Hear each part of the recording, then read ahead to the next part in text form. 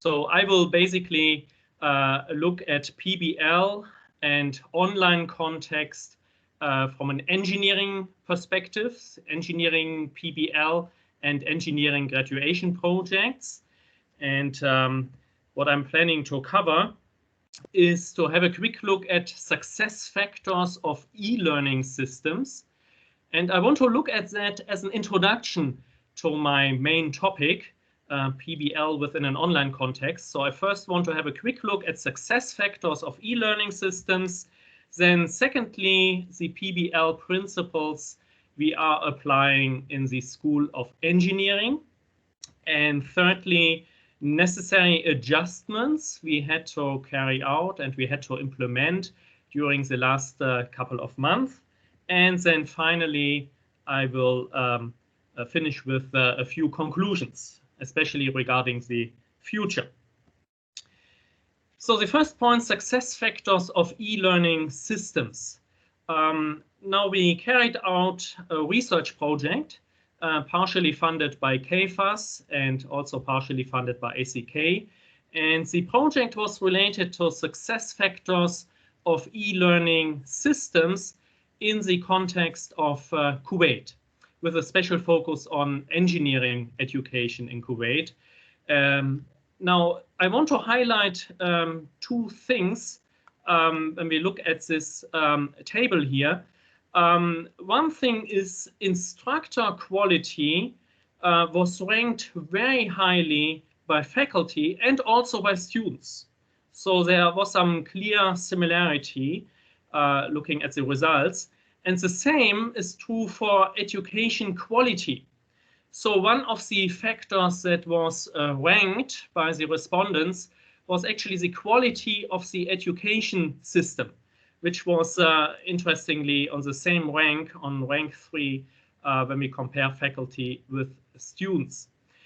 Now, why do I use this to introduce basically the topic of PBL within an online context? Because I think it's really helpful to realize what was mentioned earlier already. E-learning is not exclusively looking at IT and software and how to transfer teaching to a virtual reality or a virtual environment, but it still includes also the instructor and the quality of instruction. It still includes the quality of the education taking place. So for example, considering different learning styles, different learning approaches, etc. And looking at this ranking, we realize that these, especially these 2 points, instructor quality and education quality, are from both perspectives, from the perspective of faculty and the perspective of students, among the 3 highest ranked factors. I think that's a very important point to keep in mind, because it can easily happen when we think about online environment, online context, that the discussion gets limited to technology and using technology, which obviously is an important part of online learning and e-learning systems, but it's not the only point. There are other factors contributing to the success of e-learning systems. So with keeping this in mind, I would like to highlight the 7 principles we are using in the School of Engineering at ACK. We have 7 learning principles or 7 PBL principles we are using in the courses where we use PBL as a learning approach, including the graduation projects. And the first one is project-oriented. So the project actually provides a framework, if you like, that is giving orientation for the learning process of the student. The second principle is student self-directed and facilitator guided. So we have this combined in one principle, that the student is actually responsible for his and her learning.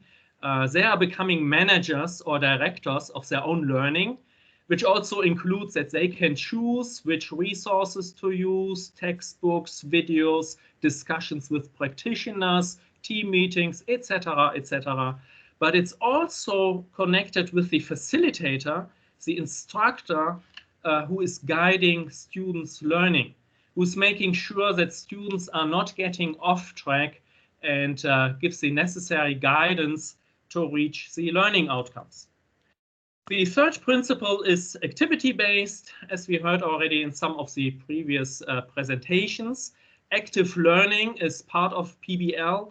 There is action involved, the action learning cycle, some of you are familiar with, but also the real life context, as Dr. Dieter was mentioning earlier, the connection with real life, how things are done in industry is an important aspect. Even if students learn based on projects that are not done in collaboration with industry, at least we try to simulate as much as possible reality, real life. How would things be done in real life? And this leads in some courses to the approach that the learning facilitator, the instructor, is taking the role of a consultant, or in other courses, the role of a client. So students actually get introduced to a real life environment, even in courses where we so far didn't have a chance to collaborate with industry. Now, a second last point, analytical thinking is required. And again, the role of the facilitator cannot be overemphasized, because the facilitator needs to make sure that this is actually happening. Without guidance, the amount of analytical thinking might get very low. So the facilitator needs to provide the guidance, the encouragement to think deeper, to think on a deeper level, and to apply analytical techniques that are used in engineering. And last but not least, team-based. So the collaboration approach, or the community approach in learning is an important principle in PBL within the School of Engineering at ACK, and as we saw before, also in the School of Business. And that is part of the learning experience. Students have a chance to discuss, to exchange ideas, and to develop ideas, to learn from each other, to challenge each other in their learning. Very important principle in PBL in the School of Engineering. Now you realize from this graphic on the right side of this slide that these are not standalone principles, but they actually work together. It's like one system, and each part of the system is influencing the other parts. And that's the reason that each principle needs to be carried out properly in order to avoid a negative impact on the whole PBL experience, because if one of the principles is not working properly, it will inevitably affect the other principles and the whole PBL experience as a whole.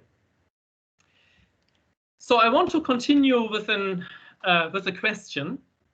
The question is, are adjustments necessary?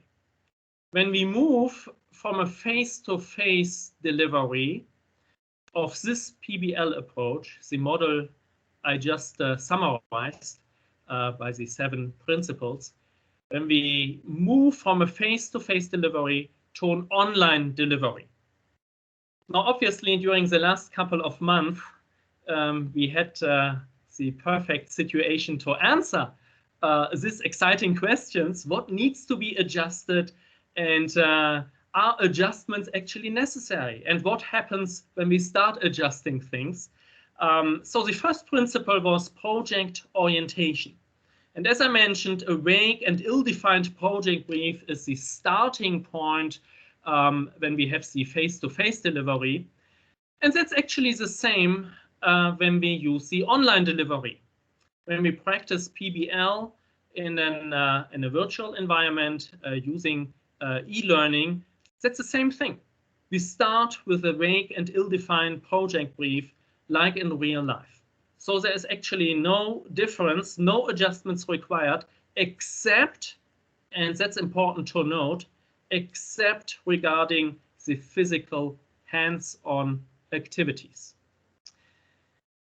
Real welding, for example, is difficult to do in an online environment. Of course, there are different programs and different approaches to simulate welding, but flying sparks and how to deal with the heat and the smell, that's a different story. And if we want to prepare our graduates for real engineering work, including hands-on activities, it might not be the best idea to skip this. So if we come back to a little bit more of normality, these physical hands-on activities should be considered to be done again on campus as physical activities. For the time being, we have two options to deal with these physical hands-on activities.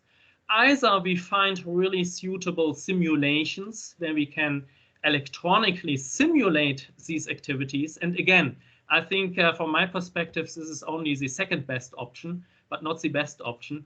The best option is always doing the real activity, doing the real welding, and not just doing it virtually.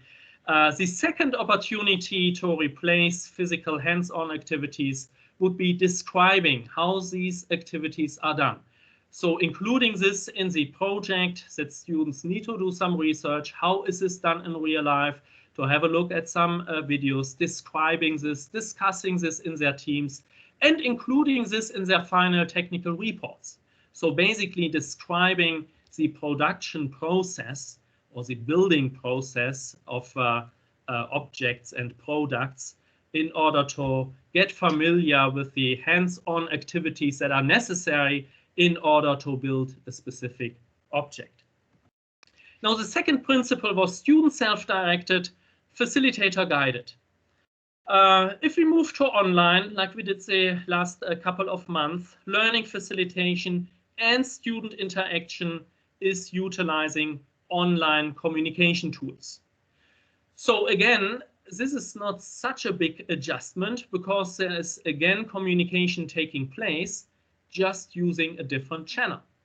And there's even an advantage of getting used to this different channel because online communication, online meetings, online conferences, this is becoming more and more the new normal.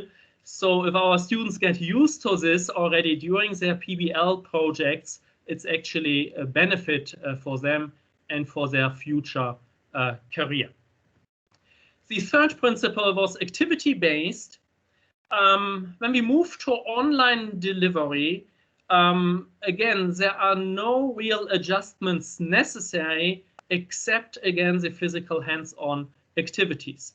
But everything else, like brainstorming, collecting information, applying necessary management tools to manage their project, creating technical drawings, or testing prototypes, which can also be done virtually in many cases, dependent on the specific type of test. All this can be done in an online environment as well and does not need to be adjusted. Now, the real-life context can be done in an online environment as it can be done face-to-face delivery. And the evidence is actually industry itself. When we are looking at industry, how industry is dealing with the pandemic and working within the new online environment, and we see that this is possible, then this means that even in PBL, when students learn based on projects, this can be done online. So for example, the question, what would you do in real life? This is the same question students were asking before during the face-to-face delivery, and this needs to be asked now during a pandemic. And obviously during a pandemic, the answer to this question may look a little bit different than before. Also taking the role of a client or consultant, this can be done in the same manner it was done before during face-to-face delivery. Analytical thinking, so basically asking why, that's probably the most important question a facilitator needs to ask during students' project work. Why are you doing this like that? Why can you not do it differently? And that's the same approach we are taking now during the online delivery. So the facilitator is acting as a mentor and ensures that students don't feel lost. And the same is happening now during the online delivery, except that the facilitator and student interaction is online. That's obviously a difference compared with the face-to-face delivery. The sixth principle in the School of Engineering, team-based, is again not really changing. There are no big adjustments necessary. So students work in teams assigned by the client, in quotation marks, by the instructor, or the line manager, which means the instructor. And in more senior PBL units, the team leader can select team members for their team. Students use agendas, meeting minutes, responsibility matrices, schedules, risk assessments, like in real life. And the same is happening now during the online delivery. So the only difference is meetings are carried out online and communication is using IT technology instead of face-to-face communication. But basically, the 6 principles in PBL can all be practiced in an online environment as well. Now with that, I'm coming to some conclusions. The first conclusion, the success of PBL and graduation projects within an online context does not depend exclusively on the quality of the technical system, the e-learning system, which basically means IT, the different programs, the different software and different technology involved in the e-learning approach. But the quality of the instructor, the quality of the educational system, such as PBL, are at least of the same importance, and as we saw before, maybe even more important. Secondly, most PBL principles do not require big adjustments in terms of learning principles. So we can use the same learning principles as in a face-to-face environment. However, we need to adjust things when it comes to communication, collaboration, and the hands-on activities that require some adjustment. So physical hands-on needs to be replaced, and I mentioned 2 opportunities, either replaced by simulations or replaced by a descriptive approach to the hands-on activities. And my personal opinion is if we can get back to normal, this should be done again on campus, because working in a workshop, getting used to the different tools is still a different story if we compare it with virtual hands-on activities. Communication is online, obviously, and with that, I'm coming to an end of my presentation. I thank you very much for your attention, and I'm happy to answer any question later on. Thank you very much, Dr. Martin, for your added value. We'll definitely come for discussions and questions after we finish our panel speakers, because we ran out over time or over schedule. Now we'll move to our second panel speaker for this panel, Dr. Ihab Atif Abu Zinada. Dr. Ihab is an assistant professor of cybersecurity and artificial intelligence and the vice dean for development at eLearning Deanship, director of High Performance Computing Center, King Abdulaziz University in Saudi Arabia. He received his graduate degrees from the United States of America from Engineering School George Mason University, a PhD in Smart Cybersecurity, 2 master degrees in Information Technology and Information Systems, and 2 graduate certificate degrees in Information Security and E-commerce. He's supervising the AI program that offers an AI curriculum for all undergraduate programs in KAU. Also participating on a smart e-learning research team on KAU that focus on the usability of the massive e-learning data that include the learning styles, students' behavior, measurable learning outcome on building a smart e-learning system. Dr. Ihab, I had the honor to meet you personally last year during Sphere. That was actually, you know, we were predicting that e-learning is coming, and without really knowing what's going on. And after 1 month, the pandemic came. So it was such a coincidence, and it's my pleasure to welcome you, and I really highly appreciate you accepting our invitation. Thank you very much, Dr. Ihab. Floor is yours. You're muted, Dr. Ihab. Thanks for having me, and it's my pleasure to be again with you regarding, the ACK. They were in advance regarding of the e-learning, and they suspected the movement of the e-learning. And right now, I remember while we're talking about something about 5 years or 10 years from now. But it sounds like with the pandemic, the things move faster than what we expected. And now people, they start thinking about the technology in more advance. And even right now, the people struggling about what kind of technology they need to go through and how deeper they need to go with the technology in the education.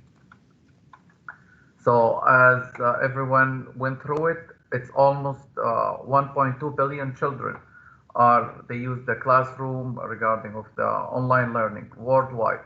So it's something, it's affect the world about thinking about the e-learning itself and the platform of the e-learning. They went further than usual, as everyone were thinking about the e-learning. It's optional. Now it's not becoming optional. It became something mandatory in each school in higher education.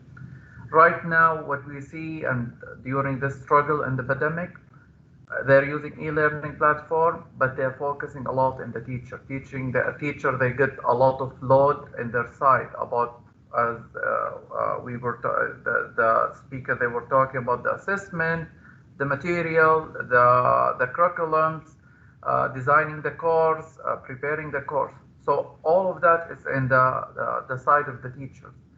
But with the student side, they are just kind of receiver, and kind of many university, they're having a hard time with the student to find the proper way to evaluate them, and also to ensure they're receiving the high amount of knowledge that either the same amount of knowledge they receive in the class or better.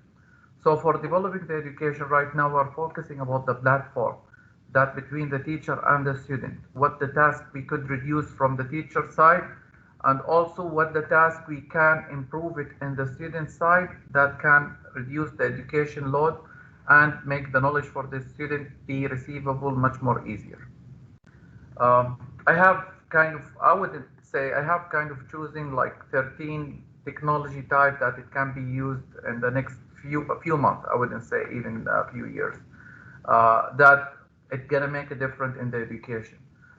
First of all, we're talking about the augmented reality, where now we see all the curriculums and the books, it's text-based or picture-based. But with the augmented reality, where the student, they could get advantage of their cell phone or the technology they have, where they can scan the book and they get much more interactive environments. We have the student data privacy and security. Kind of the student data and privacy wasn't that issue. Kind of no one care about what the student data.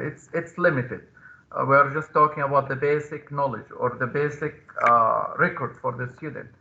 Right now, we are recording the student behavior, the student norm, the student mindset. All of that is being recorded. As we are talking about the data in this generation, it's valuable.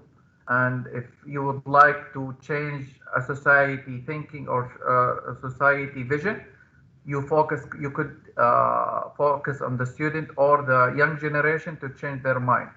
So this data became much more valuable for all the organizations. We're talking about Internet of Things. Right now, we see all the kids, they're using all kinds of technology, the smart watches, laptop, tablet, all of kind of technology. This can be part of the education where the student can be learned in much more easier way with their own behavior that they adopted. I would say our generation, we get closer to technology, or we used to use the technology, but the new generation, they grow up with the technology. 2 years old, they would have an iPad or they would have a laptop. So even with what's happened with the pandemic, each kids consider they have kind of whatever device that they connect to the internet. So they became really closer with all kind of internet things that they use in their life. Learning management system.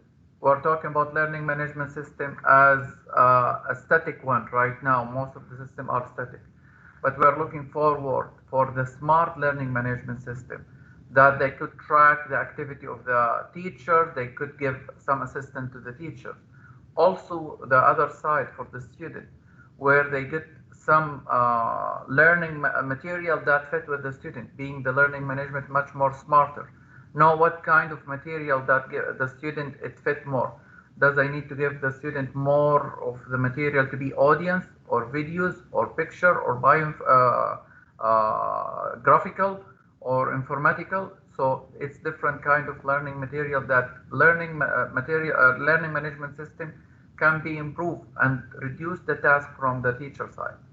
Cloud computing, as we have all kind of lab and technology that they're using in different kind of lab, computer lab, bioinformatical labs, chemistry, physical.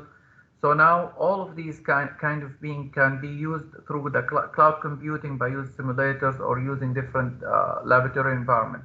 Virtual and remote laboratories, they became more advanced. As Dr. Khidr, they present kind of some of these for the physics and the engines they can collaborate with. The knowledge they get when they have the hand-on experience, if we compare it right now with the physical laboratories that the student need to access some of the material, it's considered expensive. But the opposite side, when it's being simulated and being virtual, it's considered cheaper and more accessible and applicable for the student to use it anywhere and anytime with no dangerous and easy to use. And they have kind of hand-on experience. Big data. Right now, the educators, our researchers in the education field, they are starting focusing about the big data.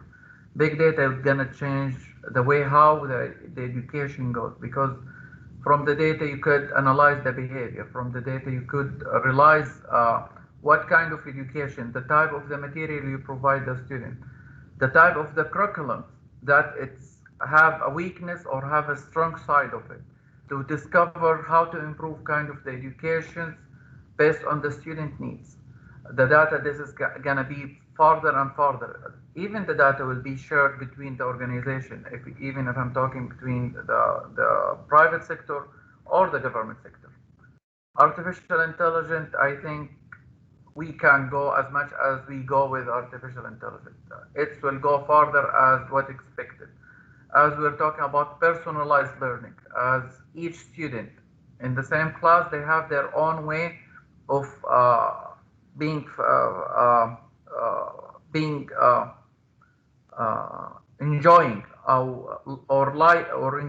enjoying or being more practical or more close to learn a lot from that class based on their behavior. Some of the students, if we go with personalized, they enjoy getting the knowledge based on videos. Some of them, they enjoy it based on text. And also, may I use different teachers for the same class? That I know that teachers, they have different behaviors. Even one class can be taught by different kinds of teachers worldwide, collaboration based on the artificial intelligence. Gamification. We get in the student choose where they'll be attached to gamification, where we're gonna see more games coming up about certain curriculum, where the student, even if I talk about my son, 3rd grade, he enjoyed learning based on the game. They have some simple game. I wouldn't say smart game. It's really simple questions and some infographic and some animation. They enjoy it. They start learning from these gamification ideas, and this gamification gonna be smarter, and it will have some of kind of artificial intelligence on it that will make the student more attracted to learn more, and they go more advanced in the knowledge they have. Micro-learning, as everyone was mentioning about, yeah, the student became more distracted. Giving the student lecture of 45 minutes, they get distracted. But right now, the student, if you give the student infographic, short video, they get used to it or they get familiar with it. If you're talking about before pandemic, talking about learning by videos, it's kind of shocking for them. Some students, they don't like it or they don't enjoy it. Honestly, for me, I did try it in my class where I give small videos from YouTube, from different university. They became really enjoying that material and it stuck in their mind, and even they're kind of answering the questions. They give me examples based on the video they saw in the class that I presented for them. Talking about simulator, as all we can see different companies, we can see Microsoft, we can see Samsung. They have these goggle of simulator where the can student get the simulator of the environment.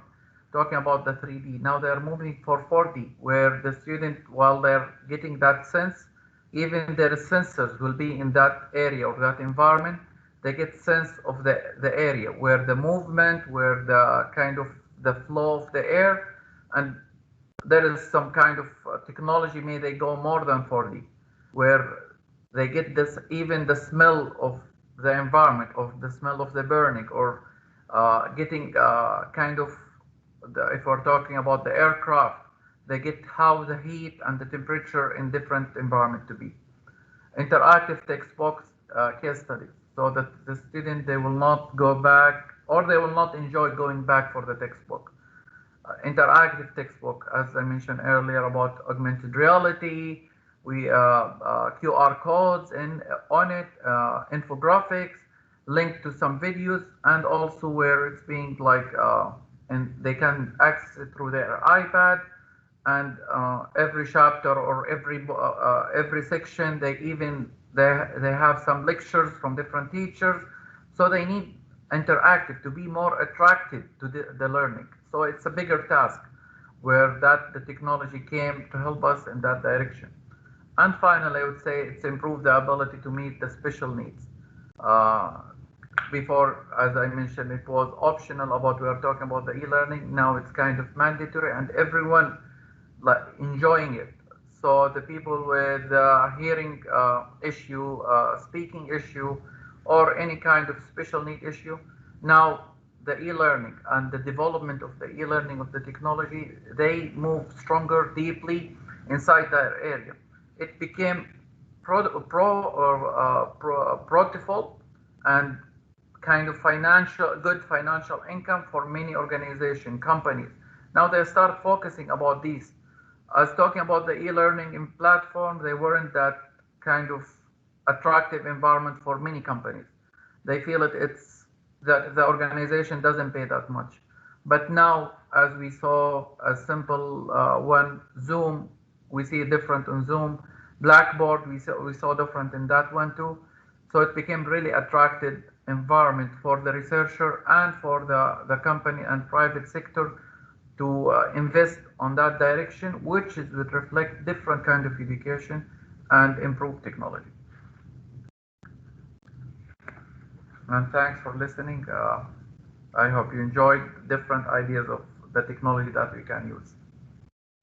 We did enjoy, and it makes a lot of sense, but I leave the discussion for a little bit after a while. Is that okay, Dr. Abu Zinada? Yes, thank you. For sure. Thank you very much, Dr. Ihab. It's amazing. Shall we move to Mr. Muhammad after appreciating Dr. Bibis to allow us to let Mr. Muhammad, because he has a commitment to present before her. So here's our second guest from Saudi Arabia as well. Mr. Muhammad is working as the head of technology at Akarat Real Estate Development Company in Saudi and volunteering as the digital transformation director for the Saudi chapter of Project Management Institute. He's the editor of a book entitled Innovative and Agile in Contracting for Digital Transformation and Industry 4 that was published by the IGI Global in 2021. Muhammad is enthusiastic about digital transformation governance, Industry 4 ecosystems, innovative contracting, and smart resilient cities. Floor is yours, Mr. Muhammad. Thank you very much, and we're sorry because we ran beyond schedule. Well, thank you very much for inviting me. I apologize, actually, I make some, because I have some engagement after. So actually what I'm trying to do today is I'm trying to add a value related to how the outputs actually of the universities and colleges, how they are now being hired and how the work infrastructure is changing. This is coming from a practical point of view, actually, as well from some researches. So what we are talking about today is about first the digital transformation itself and how we perceive what is digital transformation from practical point of view. We'll talk about the future of work.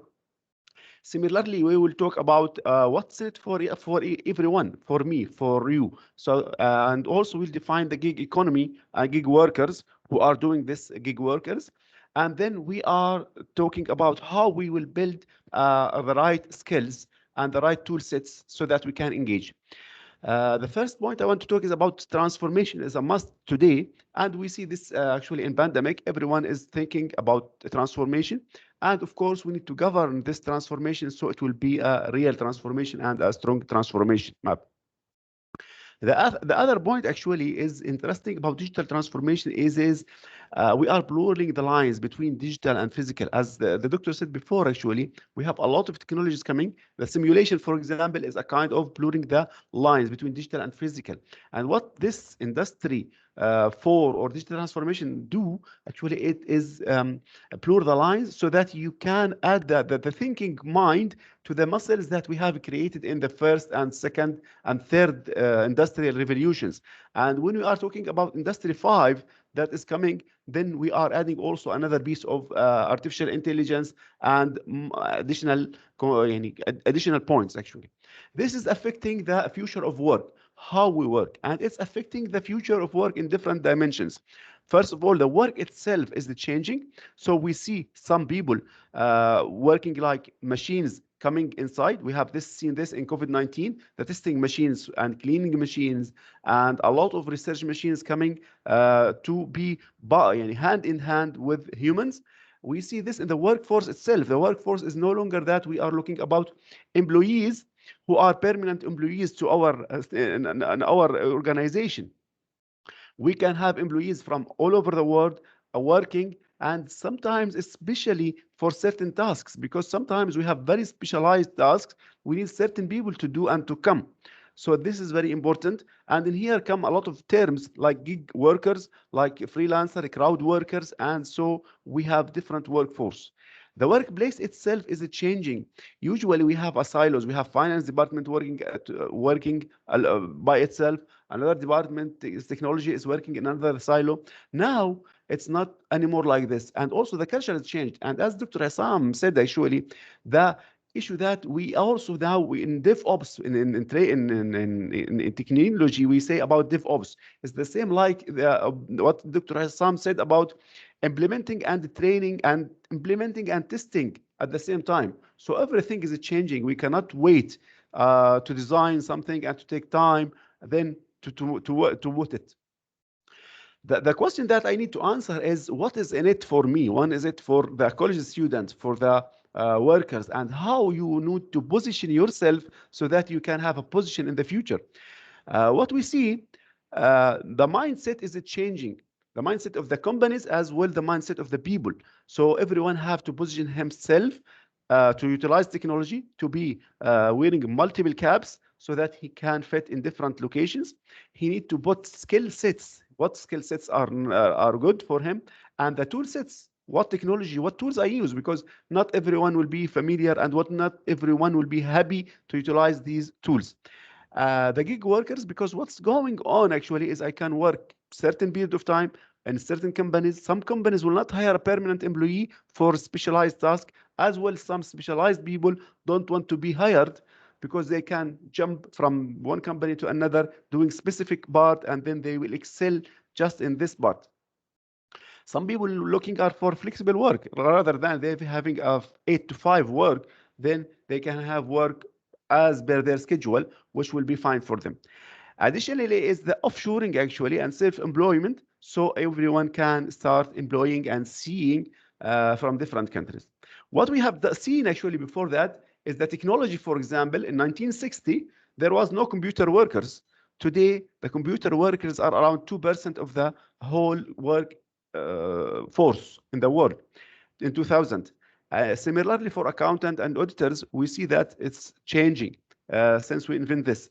At the same time, there was some obsolete jobs. Some jobs have created by technology, by industry 1, 2, 3, and then they vanished actually, like typewriters, like switchboard operators, like radar listeners, like the computer. By the way, this is the name of the computer where it was created. It was a semi-manual creation and calculations. And this we see as a lot of things, a lot of changes and numbers. Jobs are coming and moving. And here where it comes that you need to put yourself and position yourself in a position. If this position is diminishing, then you go to another position. The important thing that we recognize is that some people think success is a straight line. You just go in a way, it's a straight line, and you will have a nice sign, welcome to success, enjoy the journey, and then he will enter. It's not like this. It will need hard work, and it have a lot of things in the middle.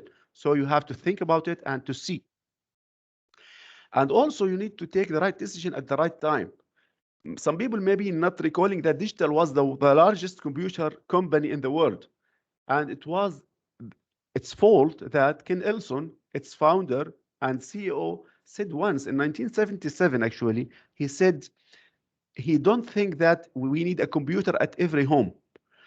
And this vision make a lot of issues for him. The company went out of business in 1998, and by that time, it had something like 140,000 employees. So it was the largest computer company at the world. At the same time, Bill Gates have a different vision, and he have a dream that he have a computer at every desk. And he did his dream. And you see today, Microsoft is one of the big giants in technology. So this is actually, you need to take the right time and the right decision. You don't stick to your work and say, this is my work, this I excel in. The other point actually also you need to talk about is about the transformation is different than change. It's not meaning that you need to change yourself or your skills slightly. It's meaning that you have some time to transform, to think, okay, this job might be obsolete after some time, then I have to quit and to find another thing. I have to change myself, not to change just my color or my tweak my skills. So for this, actually, we look at the expectations. We have to see the experience gap and then build our skills as a workers and to see. And in this, to help in digital transformation area, actually, we have to talk about the mindset leverage, how you change your mindset, how you change your time, your values, your thinking, a lot of things.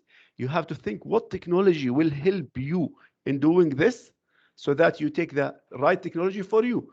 The doctor said a lot of technologies before this session, but what is the best for me? I cannot implement. We start from a problem and then we utilize the best technology for this. And also we require innovation. Innovation talks actually now is creating a lot of value for people. We have to have a lot of innovators who think about real problems or research about it so that he can add a value.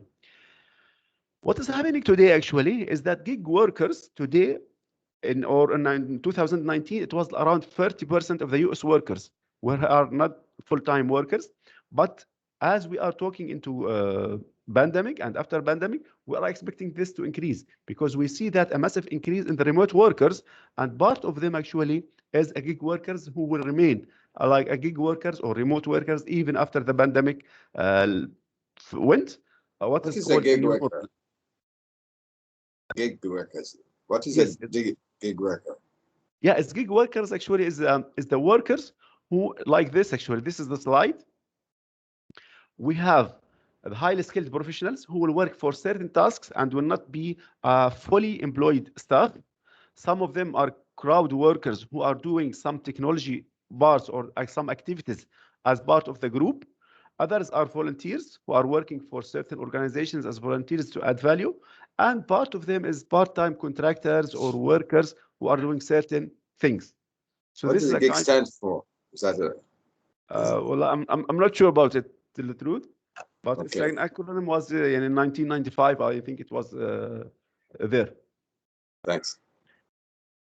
So in here we see that it's these kind of workers. We have contractors, we have the crowd, we have the managed employees, and in here we need to build the skills, the right skills for this. And these right skills is coming from the profilization of disruptive technologies that we are having, the technology rule shifting, the global workforce changing, and the value management. Because when we are running a big project, actually, we are running it into value deconstruction methodology, so that at any time we can quit this project and have a value, even if we quit it at the middle or something like this, not to waste a lot of resources, then get nothing. And in this, as you see actually in here, we have multiple trends reshaping the organization. So first of all, the job description is something being out of the past, because now we are talking about some talents and something like this. We are talking about the different scarcity of people. We have some radical transparency between people, so that it's not financial working alone and everyone is working alone. There will be a kind of process between all the workers. We have to have centralized authority for digital for the decisions. That's why we are talking about innovative committees, steering committees, and some kind of this stuff. We are talking about we have to have a lot of empowerment for the employees. We have to create the purpose and value. We have to have a network of teams. And everyone know that Google, for example, is working in a group of teams. It's not working. And this team should include staff from different ages, from different genders, from different background, so that they can create and have innovative kind. And also the leadership style is changing. It's becoming a kind of supportive leadership. Similarly, we can experiment and adapt and test at the same time, so that we can add a value. This is affecting technology, and technology rule is changing a lot. So before it was like business operator. Today it's becoming a business co-creator. We are moving also into cost center to be a revenue engine for the companies. We are coming from service delivery to value delivery, and also from the security that is the risks that's affecting technology to be a business risk. So we have to take care about resiliency and something like this. So for this, as we see, actually, there is a lot of contracting becoming, and the one book that I was talking about actually is about how we have a lot of contractors coming and how to manage these contractors, because in this, you will have different kind of mentality, how you manage these workers who are not permanent. So you cannot take, for example, a long cycle for hire and fire, because this worker might work for you for a certain time. And in here, called the platform economy sometimes, where you have some platforms for gig workers who have some records that they can deliver the work for you, and you can manage their skill sets or define their skill sets that you need. So this is something that's going. And sometimes also we are talking about the dynamics, the dynamic teams, where teams can be changed and dissolved at any time. So this is very important, how we change the business workforce and how we think about it. And in this, we always talk about multidiscipline and multitask. So for this, you have to have multiple caps. You need to be familiar somehow with technology as well with your business, so that you can add value in different aspects. And in here we see this is from Deloitte actually statistics, recent statistics, that we see that, for example, creativity is becoming one of the most important tasks when we, or skills, I mean, when we hire people. Similarly, for cognitive flexibility. And we see other things like, for example, the service orientation is coming to decreasing actually. So we have to take care about what is coming on and what's moving. And in here also, we have some skills that's coming up or moving, like critical thinking. Here, we see a lot of people are talking today about critical thinking, are talking about advanced IT functionalities. So some functionalities are coming or going, and we need to take care where to position ourselves as workers in this. And here also, what I need to talk about the work infrastructure itself, or the work, and what's making opportunities for gig workers or for contractors or for consultants, is that usually the big giants have been working and taking most of the business, but today actually it's changing.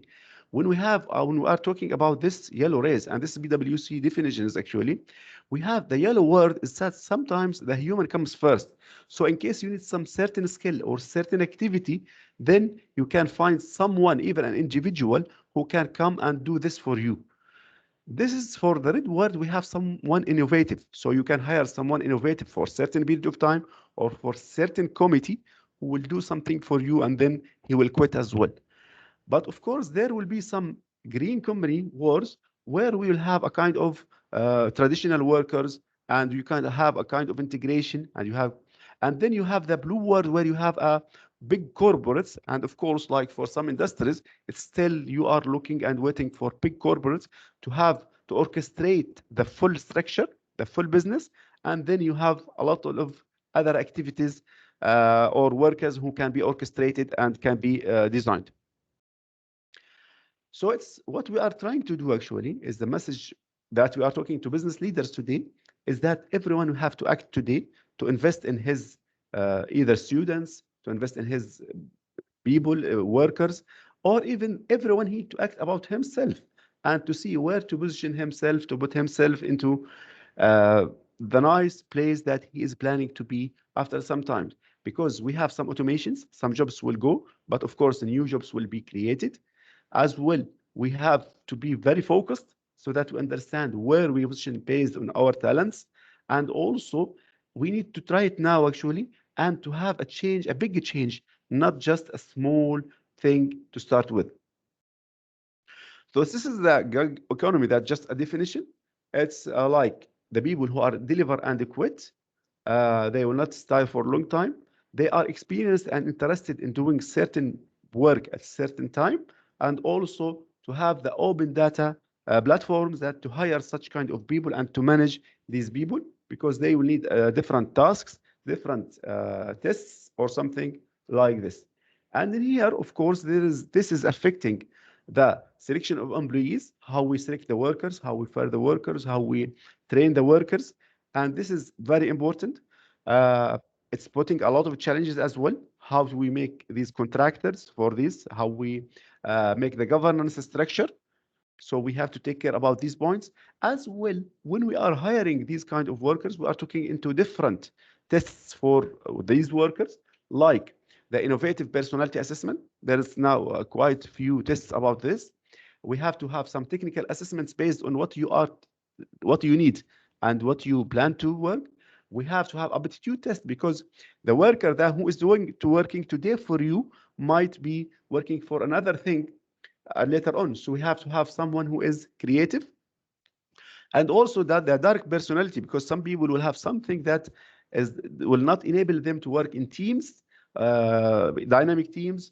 He's not he's not accepting transformation and change in the good way.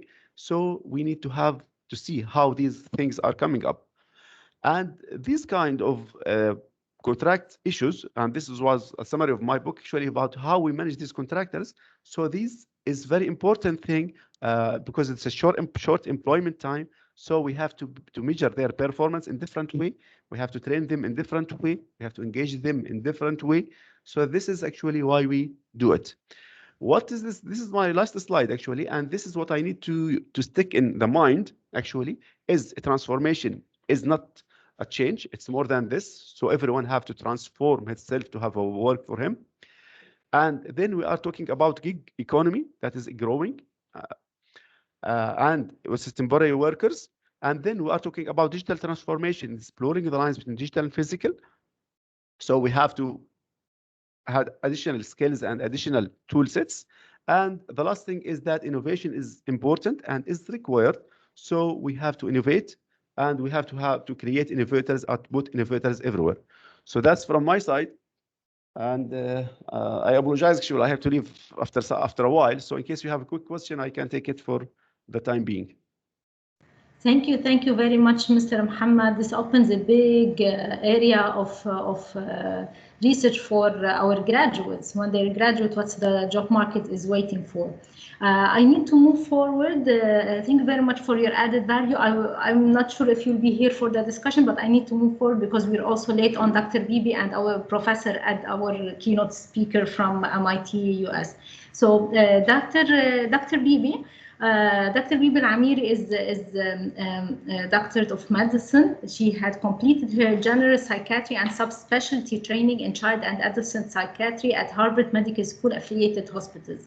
She's a diplomat of the American Board of Psychiatry and Neurology in both general psychiatry and child and adolescent psychiatry. She holds memberships at several professional societies, including the American Psychiatric Association and the American Academy for Child and Adolescent Psychiatry. She successfully established Al-Manara in 2012, which is the only dedicated center for child and adolescent mental health in Kuwait.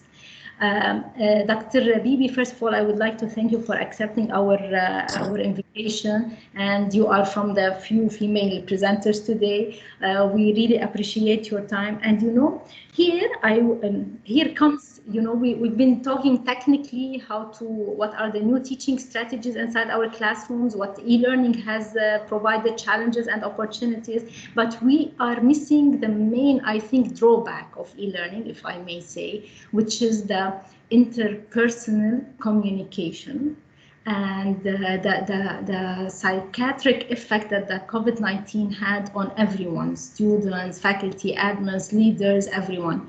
So I look forward to hear from you, just like all my colleagues. Floor is yours, Dr. Bibi. And I'm so sorry, I apologize for being running over schedule a little bit. No, it's okay. Don't worry. And thank you so much, Rola, for inviting me. I'm honored to be part of this amazing panel and to be among these speakers. So I'm just going to go ahead and start the conversation. I think this is a little bit different than what you guys were hearing today, but I think it is important. I think people miss the importance of mental health. And I just wanted to say, if you think of mental health, if you think of learning, what does learning mean? So learning, think of it as a triangle. And that triangle has 3 angles. And the first angle is education, which you've been talking about all day today. And then the second one is neuroscience, meaning what is the neurostructural and the brain development of the adolescents or the people who are learning? How is it different to teach college student versus master student versus doctoral student versus, you know, people who want to learn something in their 40s or 50s and so forth. And then the third angle is mental health. So mental health is not luxury, is not something that we have to provide because a trend or whatever. It is really essential for the process of learning.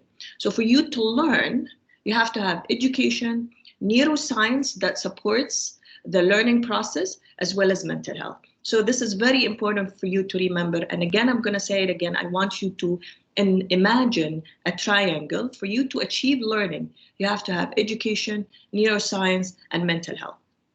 And now I want to talk a little bit about the numbers, so to give you an idea about mental health in college students, even before COVID. So I don't know if you know this, Rola, but 50% of psychiatric disorders or mental health problems, they start before the age of 15. And 75% of psychiatric disorders, they start before the age of 24. So really, the college students, 75% of any psychiatric disorders that's going to happen is going to happen either before college or during college time. So this is quite important, that you have to understand that the age that you're dealing with is at very high risk for psychiatric disorders to start with. So they are at very high risk to have the first onset or the first episode of psychiatric disorders, or they've already had their first psychiatric episode before the age of 15. So this is crucial, that you have to understand that college students are at very high risk for mental health, even before the COVID or before anything. The second thing is why college students are at higher risk for psychiatric disorder or mental health problem is because the first year of college, especially the first year of college, is considered to be one of the most stressful situations that anybody goes through in their life. So, you know, we have kind of like a ladder of stressful situations that we go through. And starting college is considered to be one of the highest stressful situations, next to marriage, next to having the first child, next to a death of a loved one, and so forth. So why is it stressful? It is stressful because there is a change in academic demands. We all know that the academic demands change tremendously between high school and then when they move to college. And the second thing, there is also change in the social structure. The social structure of before that is more closed, is more a bubble-like.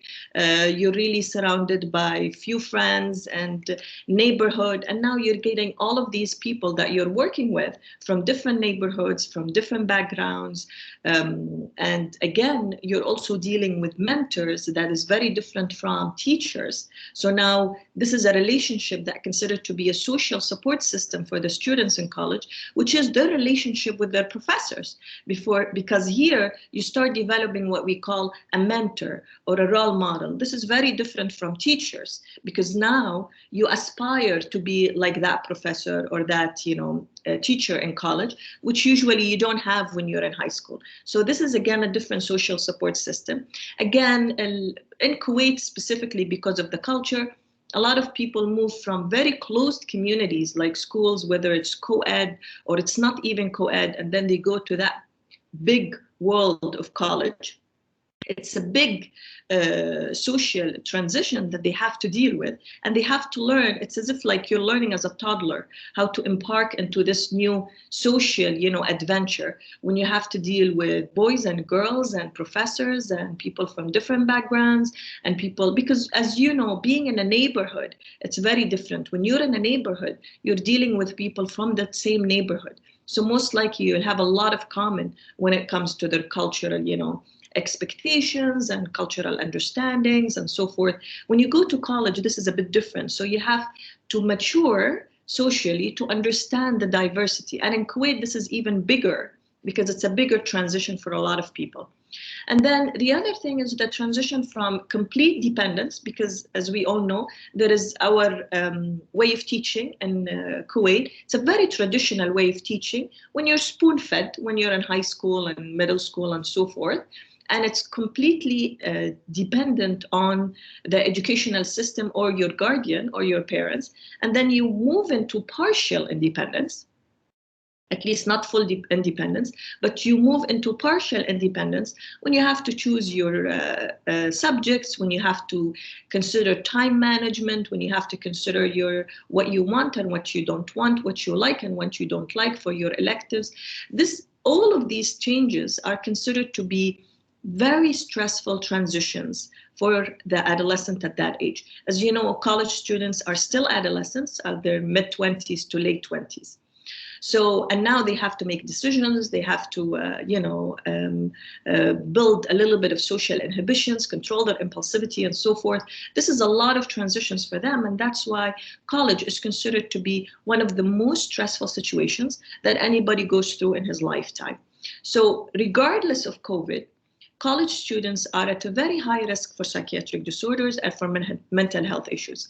Because as I said, it's a biological predisposition, because this is the age when a lot of psychiatric disorders first start. And second, because moving to college by itself is stressful because of all the factors I've mentioned. So they are at higher risk to start with. The other thing is that, and that's why a lot of universities, as you know, like international universities, they have their own mental health services. So there is a lot of work that has been going on for the last 10 years to develop a lot of mental health services within the educational institution. And that has been very helpful. And I'm sure you know one of the reasons is because, there was this increased suicide in the US. And then at that time, they passed that law when they actually have to have mental health services in every university. And it's not a law, but the work and a collaborative work to start these mental health services in all the institutions, because they found that there was a lot of an increase in suicidal rates among college students. So there was a push to start providing mental health services within the academic institution and also build prevention techniques or preventive methods and mental health support system within the curriculum or within the academic institution. So this was all before COVID. So this is all before COVID. Now, as you know, the e-learning, it's not new for college students. We all know that for the last 10 to 15 years, e-learning has been going on. A lot of universities have adopted online programs and online courses and online degrees. So this is not new for college students. So I'm sure it's different from one university to the other based on how they adapted to the online system and the platform that they are using and the way of communication. But overall, e-learning is not new for the college because, as I said, it has been going on for 10 to 15 years. And a lot of like prestigious universities have adopted that many years ago. So this is not new but what is new is the social isolation. So what is new that happened with COVID is the social isolation. What is happening right now is why is social isolation very important for them, college students? Because you remember what I talked about when it comes to neuroscience, that it's very important for learning. Also, for the development of the brain of the adolescent, who are college students, you need to have social communications with your peers. So the social support system, we know this, it's all over, it's on studies, we know it, we don't have even to question it, that a lot of adolescents and youth, they get their social support from friends more than their guardians or parents. So when you cut that away, you definitely made them feel a lot of social isolation. Again, in college, you get the social support from friends and from your professors because now they work as your mentors, your role models, people that you aspire to. And now you lost all of this because of the lack of communication. So the social isolation was a big issue. Now, the other thing that also happened is the lifestyle. There is a disruption, a complete disruption of the routine. So what happened, and we've seen actually a lot of surveys that came out, that what happened is that their lifestyle have been affected dramatically. So they started having more screen time, more than whatever was recommended. So we're talking about 8 to 10 hours of screen time a day, which is definitely devastating, I can imagine. And the second thing is they started like having less exercise because, again, even the regular exercise that you have when you walk to the university, that you walk around or you go to the gym or whatever, all of these has been cut down. And again, their food intake have changed dramatically, and now they are eating less unhealthy and so forth. So all of these, the changes in the daily routines, people think, what does this has to do with mental health? But this has significant association with mental health, because for you, having a routine, having better sleep, having a healthy diets and doing exercise are directly associated with mental health. They improve the mental health outcomes for anyway.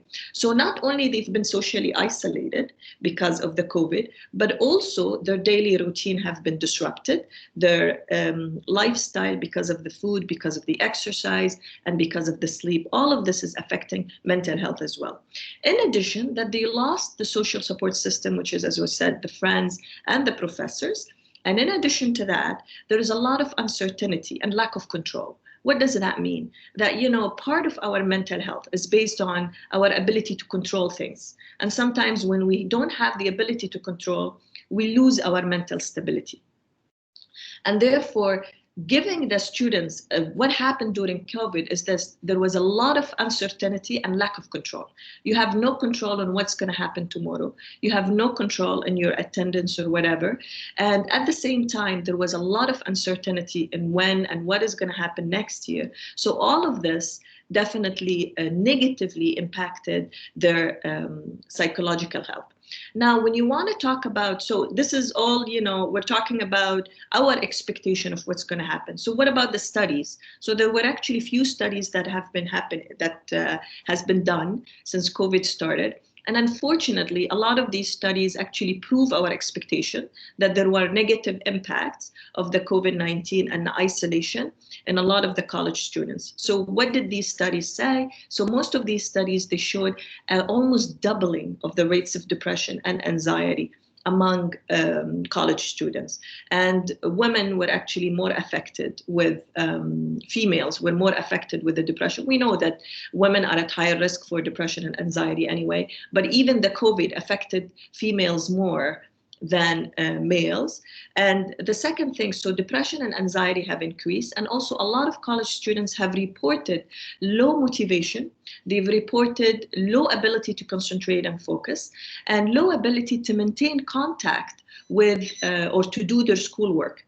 So this is not only that they are having anxiety and depression, but that it's actually negatively impacting their level of functioning. And this is huge. And there is actually a recent survey that has been done, and they found out, I think somebody is playing with the screen. Are you okay? Okay. Okay. You're okay. Okay, I'm okay. Okay, so the surveys have showed that almost 90% of college students have reported higher rates of stress, of anxiety, of depression, of social isolation, of lack of attention, of lack of motivation. And these, as you know, these are the things that move us forward. Like, I'm sure we talked about, you know, personality and attitude and so forth, but really the biggest hurdle for learning is always mental health.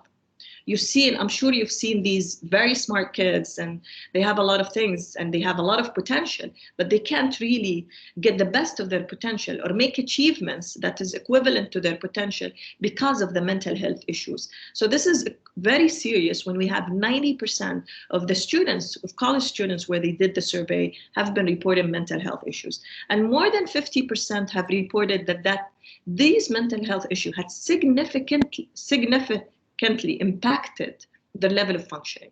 So what does that mean? It's 50% of the students, their level of functioning in school have been impacted by their mental health issues. So it's not just that they are not feeling well, it's also that not feeling well have affected their grades, the level of functioning. And this is the problem. It's a problem when it impairs your level of functioning. And we're talking about 50%. Now, we are talking, all of these studies have been done outside, when there was more support system, when even the periods of lockdown have been less than Kuwait. So when we talk about Kuwait, we're talking about even double or triple the numbers, because what's happened in Kuwait, I think, in comparison to the rest of the world, has been a little bit more extreme. So what you're having is people more socially isolated, more uncertainty, more unpredictability, and also the online system is new to Kuwait. While in outside, they've been working on this for 10 to 15 years. So for them, the transition must have been much easier than for colleges in Kuwait. Now, when we think about what's going to happen in the future, I mean, just acknowledging that there will be a problem. So we have to understand that there will be a lot of problem next year when these children, or I'm sorry, when these adolescents go back to school or go back to college, because a lot of these issues, I have to say also, a lot of these actually mental health issues are detected in colleges, because the professors or the peers will actually guide the student or guide the college students that something is off and things are not going well. So a lot of these college students, they haven't been even detected because they've been in social isolation. They've been at home. And as you know, as a college student, he's locking his door, he's not getting out. Even his parents don't know what's going on in his room, right?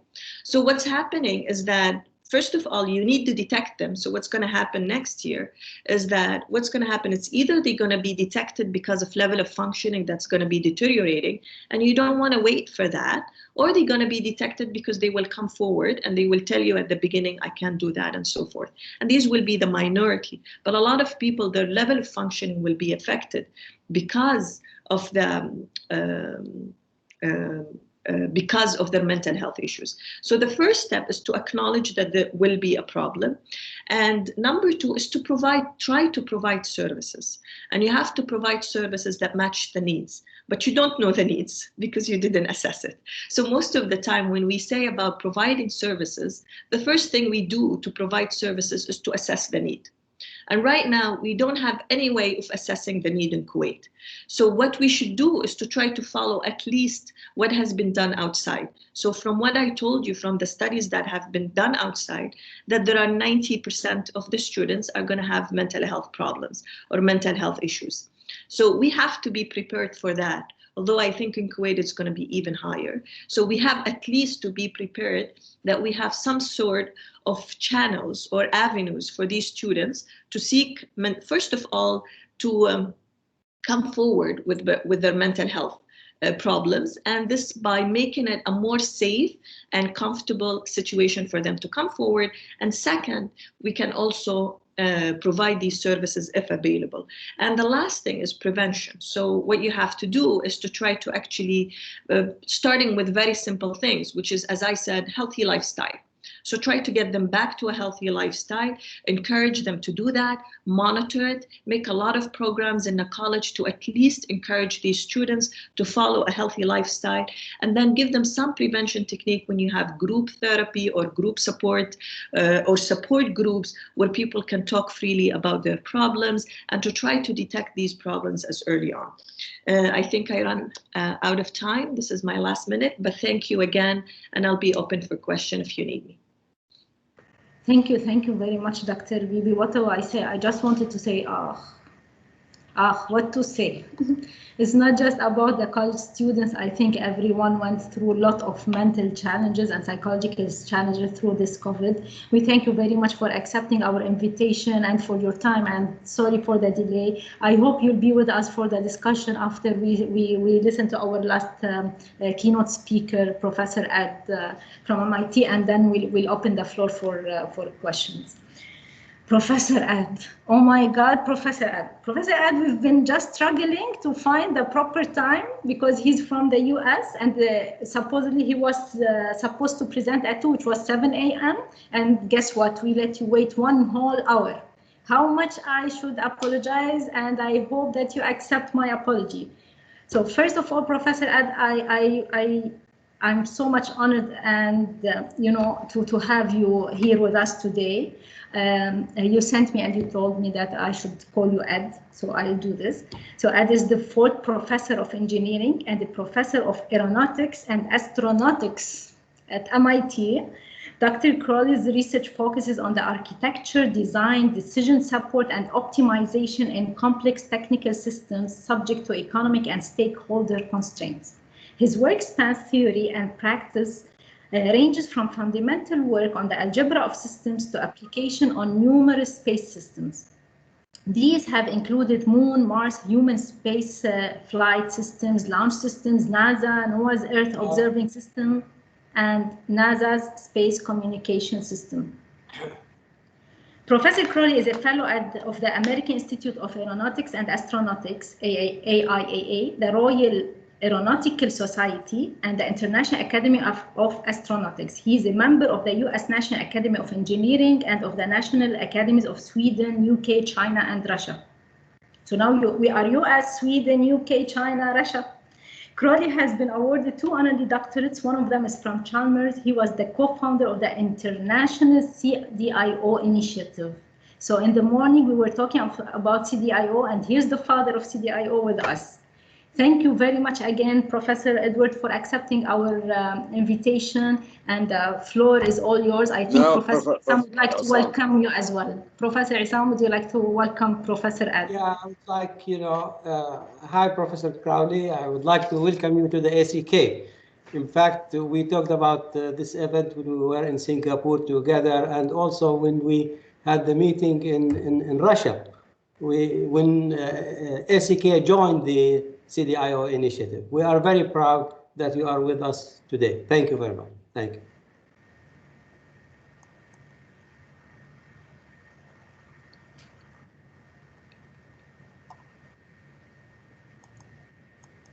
What?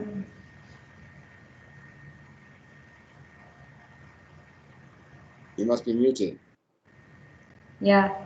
Professor Ed?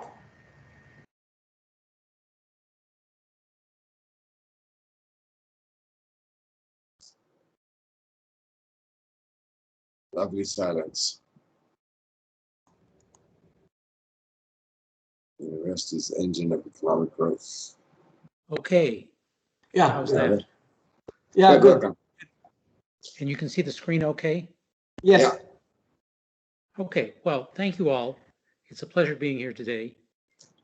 I think that my comments today are more rather strategic about how we should think about learning at universities in the long run and their influence on society, which is not to diminish the importance of the shorter run return to normalcy. Universities are engines of development.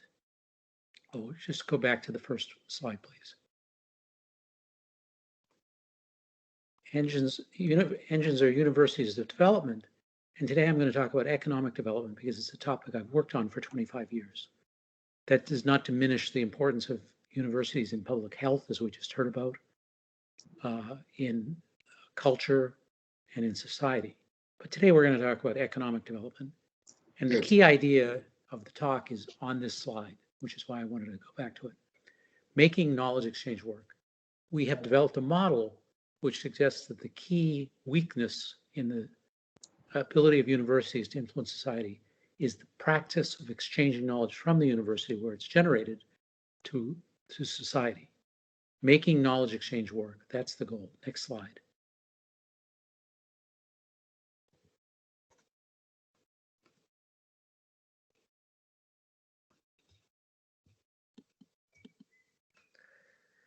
So universities face challenges from small to grand, the so-called grand challenges. They contribute to development in society, but they could do more. We could all do better.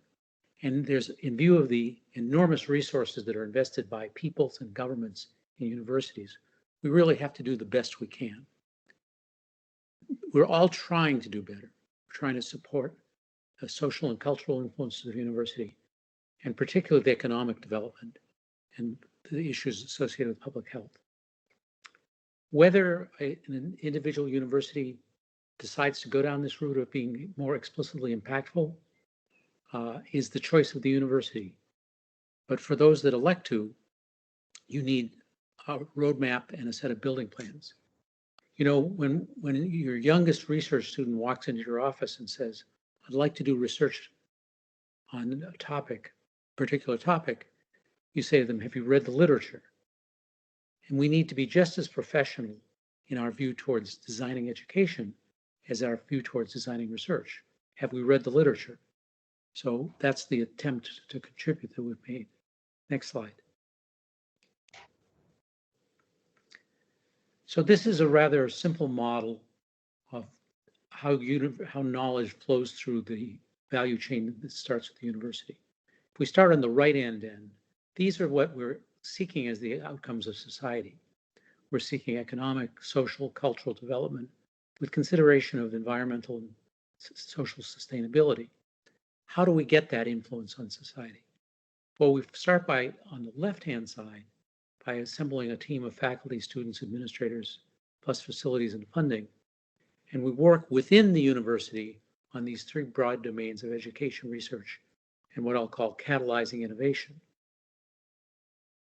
But the task does not end at the university. The task has only begun at the university. The next step is to exchange this knowledge through the exchange of graduates, discoveries, and creations with our partners in industry, enterprise, government, cultural institutions, nonprofits, and higher education institutions.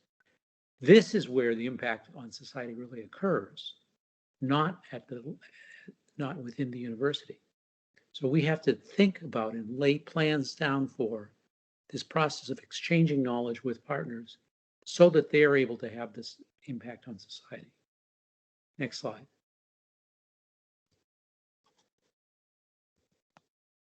So this is, in some senses, the key slide in my presentation. Knowledge exchange is the key. Universities act as engines of economic development when they accelerate innovation through knowledge exchange. So we don't innovate, by and large, in universities. What we do is we accelerate innovation that occurs elsewhere. And the way we do that is through this exchange of knowledge with our partners. It's a two-way exchange. It's not transfer. There's knowledge that our partners have that we need, and there's knowledge that we have that our partners need. And the activities that can strengthen these exchange can be built into effective practices. So what we've done is we've identified 11 effective practices that we identified at universities that were good performing universities around the world. in the area of education, research, and catalyzing innovation. And we have to enable their outcomes, which are graduates, discoveries, and creations. Which gets us to the first graphic. Next slide.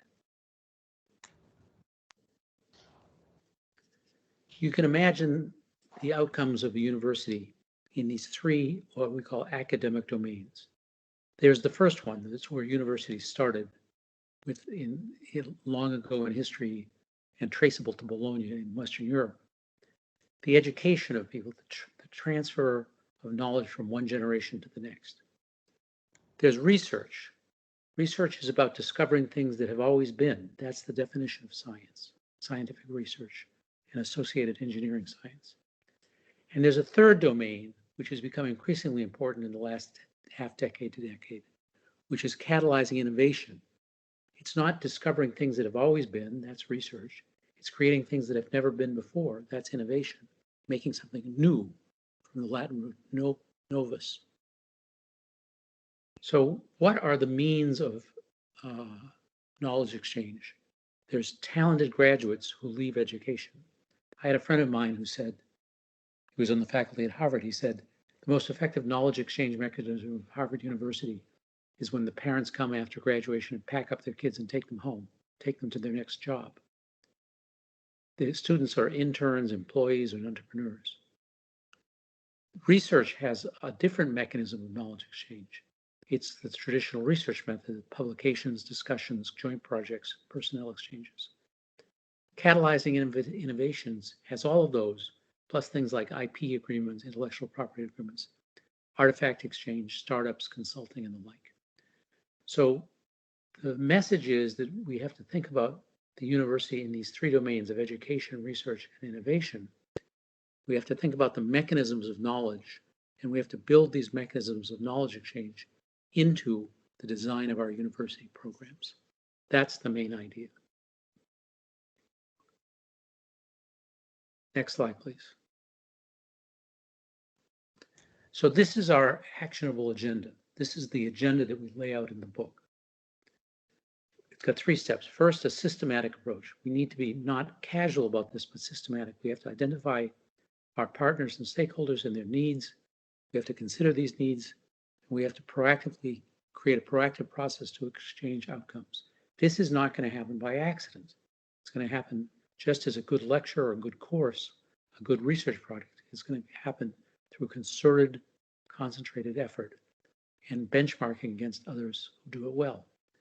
Then we are going to develop concrete integrated academic practices that yield the outcomes for exchange. So we now think of a course not as a way to put an evaluation stamp on a student, but as a way to prepare the student to go out and practice what they've learned at the university. Within all this, underlying all this, there's a framework for an adaptable university that has supporting practices, things like evaluation, alignment, supporting change. I'm not going to say much more about those today in view of the time we have. Okay. Next slide, please. Next slide, please. So here is the main graphic. We have these 3 domains of education, research, and catalyzing innovation. And we have about 11 practices. Over in the education domain, we have curriculum, deciding what the students should learn, and learning, deciding how the students should learn, which are the subject of most discussions. We identified an overlapping region with research, which we called emerging thought. That's at the sprig of the tree at the top there. We have to find ways to get ideas as quickly as possible from their development into the educational process. And at the other end of the spectrum of education, at the bottom, the mid-bottom on the left, we have preparing for innovation. We have to prepare our students to be innovators, entrepreneurs, and leaders. On the research side, we have fundamental research and collaborative research, which often work together to produce centers of research excellence and that involve student researchers. And in the innovation, which is in the green if you can see it, We have maturing creations. There needs to be a process to mature creations so that more mature creations are available for society to absorb. We have to have a dialogue with our partners, and we have to be prepared to venture to do this. So this is a real Venn diagram. These three mutually overlapping regions of education, research, and innovation all have their associated practices and their mechanisms of knowledge exchange. So when you think about improving the university so that it increases impact, you have to think about which one of these are we going to put our emphasis on, or which few are we going to put our emphasis on. Next slide, please. So I'll start with education because that's the subject of most of the discussion today. Education and knowledge exchange is what I think is the most valuable contribution of a university. It's the thing that distinguishes a university from a research center, for example. And the outcome that goes out into the world and brings the results of education are our students. I will call them talented students. So the objective is to develop the potential for students to lead fulfilling lives, contribute to society, acting as agents of knowledge exchange. What do they need to know? They need to know the disciplinary fundamentals. There's very little argument about this part of it, but then infused with skills, approaches, and judgment.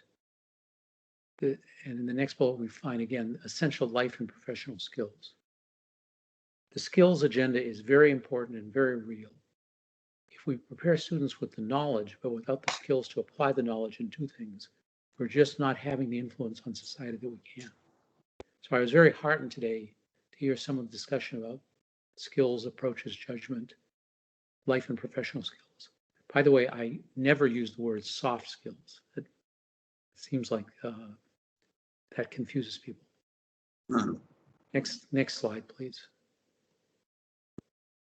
I only use the word soft skills when I say I never use them.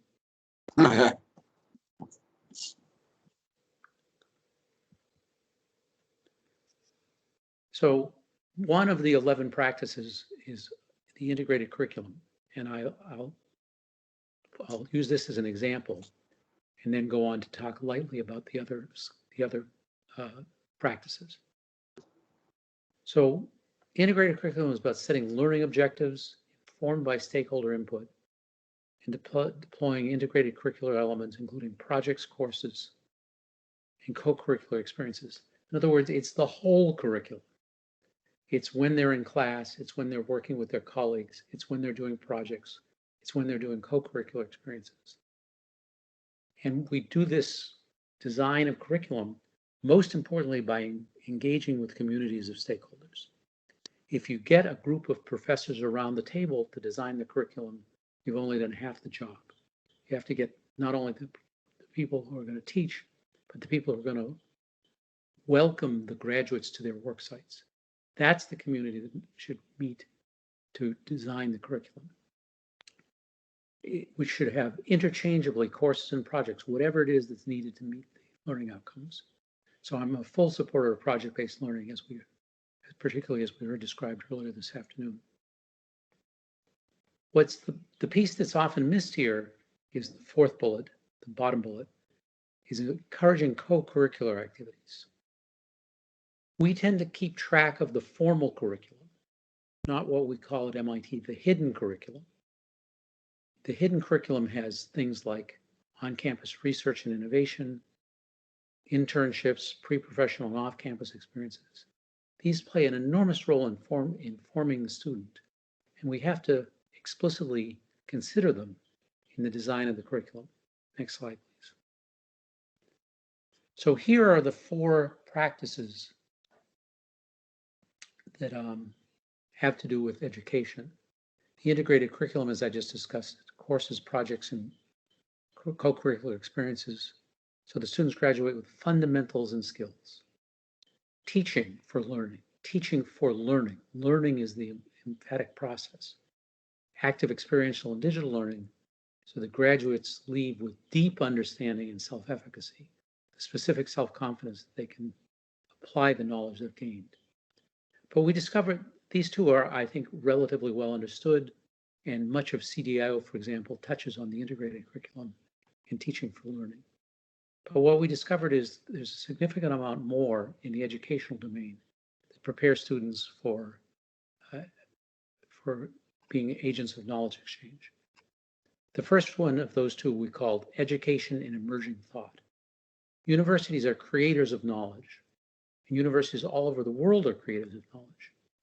We have to find mechanisms that we keep our students' preparation, our students' education, at the very forefront by what we call quick migration of ideas into the educational process. 30 years ago, this could only be done at the premier research universities of the world. Now it can be done at every university in the world because we all have access to the online materials. There's no reason why these online materials that present ideas at the forefront of knowledge shouldn't be an integral part of the education. Whatever it takes, projects, lectures, online materials, co-curricular activities, it's all part of the education. The fourth one, the bottom line, is preparing for innovation. This is about leadership, management, and entrepreneurship. And in particular, it's about leadership. How are we preparing our students to be the shapers of ideas in the future, to be the assemblers of teams of people? Leadership is not management. Management is keeping the trains running on time. Leadership is laying down new track and new rails. Entrepreneurship, the third element, is about creating new products and services, often in a startup environment. Next slide, please. So quick migration and leadership are the key ideas here. I know I'm getting near the end of my 20 minutes, so I'll pick it up very quickly here.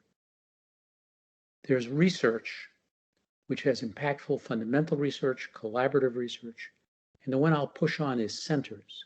Centers combine research, education, and innovation that produced directly implementable and impactful solution. They're unapologetically there to help serve society.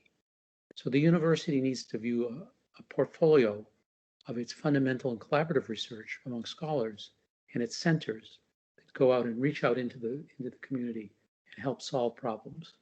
And partially that's done by involving students in the research process, which is another form of education. Next slide, please.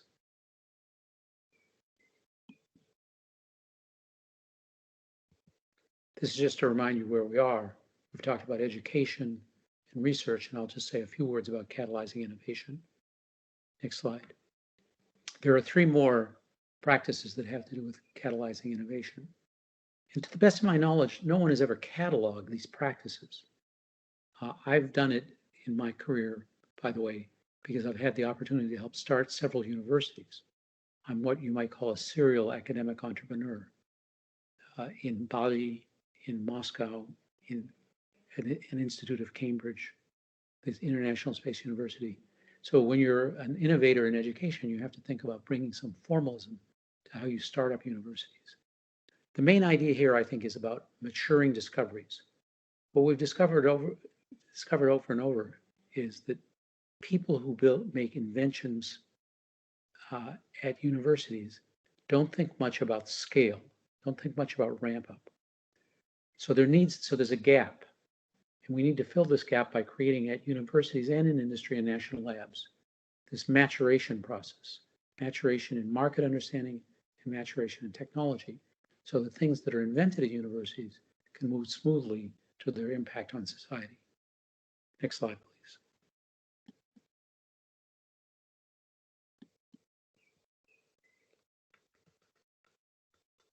So back to this slide, which we started with faculty and students on the left-hand side and societal outcomes on the right-hand side.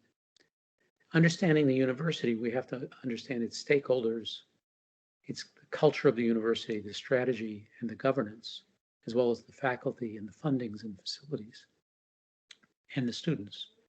So as part of the rebirth of the university by this set of templates, we have to deal with these very powerful forces in the university: culture, strategy, and governance. And in the book, we have quite a bit of discussion about how a university can adapt within this framework. Next slide, please. So just a bit about further themes. For each of the practices, the 11 practices, we have a description, a rationale, a set of actions, and a set of outcomes in knowledge exchange that will happen if you take these actions. We have research and innovation and education practices and 43 case studies. We literally traveled the world. This was just before the pandemic, literally traveled the world, developing 43 case studies, including 3 integrated cases. The integrated cases are in Santiago, Chile, London, England, and Singapore, SUTD. We developed these supporting practices, schemes for evaluation, schemes for stakeholder alignment, and a discussion of how to bring about change at a university. So here's the list of universities that we examined. Next slide, please. Next slide, please.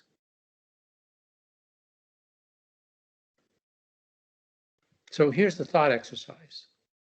What would it be like to work at a university that was as good as problem-based learning as Aalborg, as good at building a blended portfolio of fundamental and applied research as at ANU, Australian National University, as good at strategy as Arizona State University, as good at making master's programs to prepare young professionals in business and science as Cambridge and MIT are, as good at designing its undergraduate curriculum as Chalmers, as good as online education as edX, as good as developing, integrating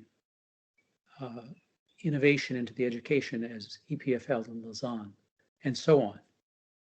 If we just looked at the effective practices at where they're done well and tried to understand what makes them work well, we would be much farther along in the transformation of universities into places of real economic impact. I'd love to work at this university that had the best of all these elements around the world, and I'm sure you would too. We should all, this is an aspiration, and what we've done in the book is we've written case studies, small capsule discussions about what it is that makes EPFL effective in innovation, what it is that makes the European Research Council effective in fundamental research, and so forth. Next slide, please. Well, that's it. All you have to do is set the aspirations of your university that you want to have more impact, more positive fundamental impact on society. And then you have to design the mechanisms of knowledge exchange so that it works. Thank you very much for your attention today. And I'll look forward to the discussion. Thank you very much, Professor Edward, for such amazing, high quality presentation, really aspiring us, and we're inspired to look up to where we can go. Thank you very much for your time. I apologize for being late. We have Dr. Osama. You have a question, right? I want also to thank our panel speakers. Unfortunately, Dr. Bibi and Mr. Muhammad left us, but we still have Dr. Ihab and Dr. Martin with us as well. Yes, Dr. Osama, you can go ahead, dear.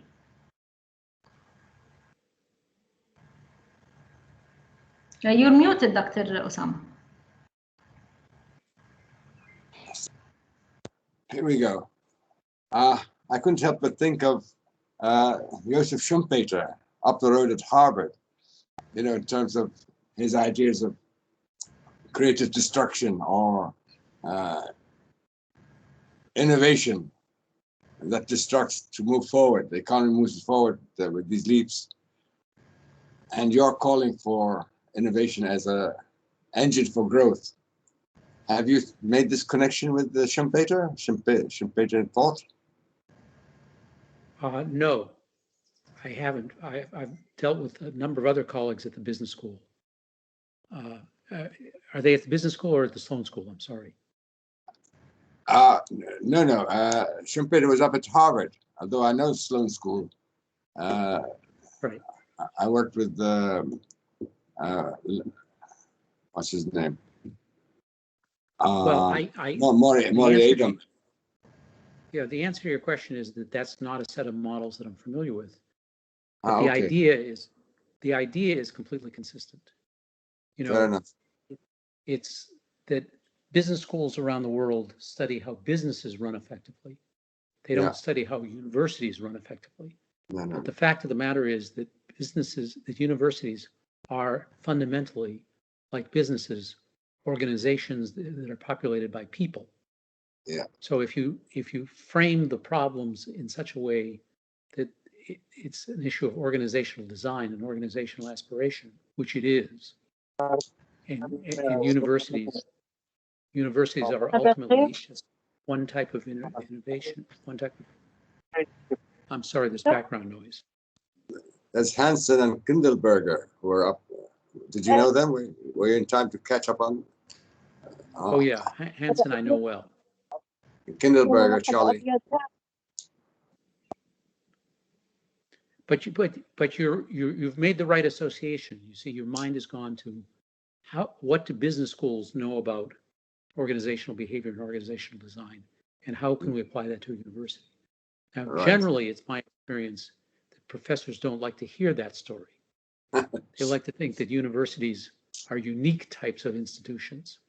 But in fact, we all get up in the morning and act as humans most of our day, except when we're being professors. I don't believe Right. that. I believe, and if you were to look at chapter 10 of our book on precipitating organizational change, it relies very heavily on the business literature on educational change. And if you were to look at the chapter on measurement and evaluation, it draws heavily on KPIs and the ideas of how one measures complex performance in complex organizations. So it's not something it's not something that we stress, but it is woven into the fabric of the book.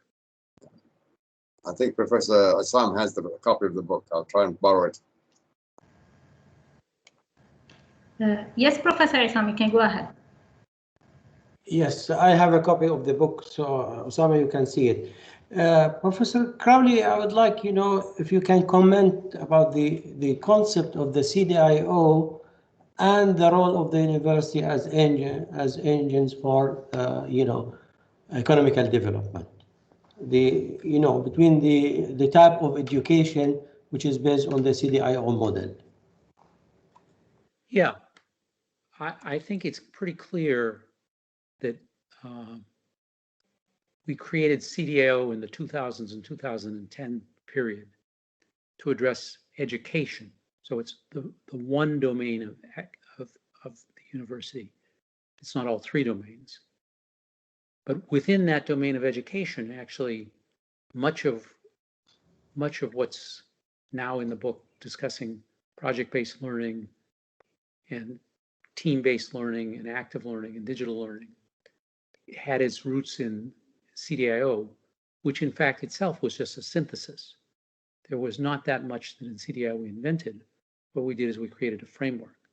So that in some sense, CDIO is a wholly owned subsidiary of this new view, which is at a larger scale.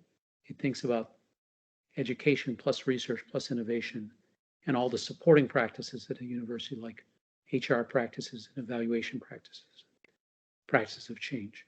So they're completely consistent. And in fact, I have a slide when I talk to CDIO community of pointing out where the 12 standards of CDIO appear in this new framework, but they all appear someplace.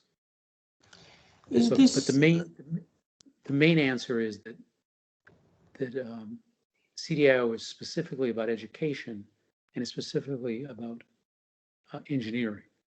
Yes.